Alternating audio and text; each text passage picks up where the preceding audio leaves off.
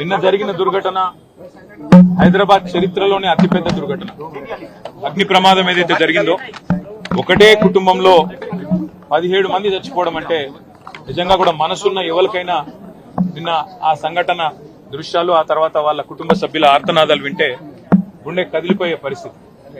బాధాకరం ఏంటంటే ఇక్కడికి వచ్చిన తర్వాత కుటుంబ సభ్యులు అగర్వాల్ సమాజం యొక్క వాళ్ళ కుటుంబం యొక్క సభ్యులతో మాట్లాడుతుంటే 2.5 పాపను నిన్న అక్కడ సమాధి చేసి వచ్చినాం. అంతకంటే మాకు ఈ జీవితంలో ఇంతకంటే దౌర్భాగ్యమైన రోజు ఇంకోటి ఉండదు. మేము ఎందుకు బతుకున్నామా అనే బాధ అవుతుంది సార్.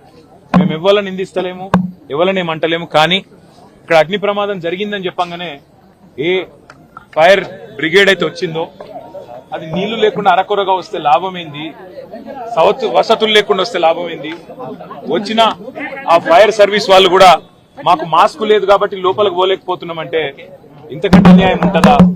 అట్లే వచ్చిన అంబులెన్స్ లో కూడా మాస్కులు పెట్టకపోతే, ఎందుకంటే ఎప్పుడైనా అగ్ని ప్రమాదంలో ఆ పొగతోని ఊపిరాడదు, ఆ ఊపిరాడకనే ఊపిరి పోతుంది, ప్రాణాలు పోతాయి. అట్లాంటప్పుడు ఆక్సిజన్ మాస్కులు లేకుండా, అట్లాంటప్పుడు వచ్చిన అంబులెన్స్ లో కనీస సౌకర్యాలు లేకుండా వస్తే ఎట్లా? ఆ సౌకర్యాలు ఆ ఫైర్ ఇంజన్ లా అంబులెన్స్ లో ఉంటే కొన్ని ప్రాణాలు బతుకుతుండే, కొంతమంది అన్న మా వాళ్ళు బతుకుతుండే అనే బాధ. ఇలా రాజకీయం లేదు, ఎవరిని తిట్టేది లేదు.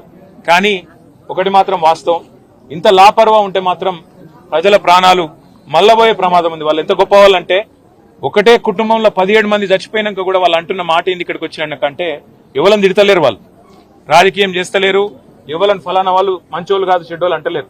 మాకు ఇక్కడుండే హిందువులు సాయం చేసిండ్రు, ఇక్కడుండే ముస్లింలు సాయం చేసిండ్రు, అందరు వచ్చిండ్రు, అందరు సహాయపడ్డారు, అందరు కాపాడిండ్రు. కానీ మాకు జరిగింది ఇంకొకరికి జరగద్దు.